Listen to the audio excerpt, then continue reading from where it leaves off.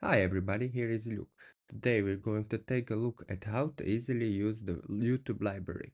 It's actually a YouTube library of music that you can freely use in your videos. The first thing we're going to do is open up YouTube, click on your profile and select YouTube Studio. In the bottom left panel, in the last place, there is an audio library. Click on it. The first thing you have to do is confirm the YouTube terms and services. These terms are the same as YouTube, so do not worry. Now look at the library. You can see that there are a lot of songs of different genres.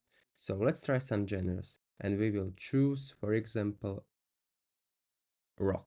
Now we've got all the rock songs that are available. You can play a song, try it out to see it fits to your video.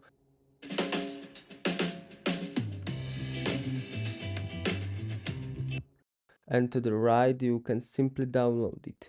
You can also mark it with a star icon to make it appear in the first place.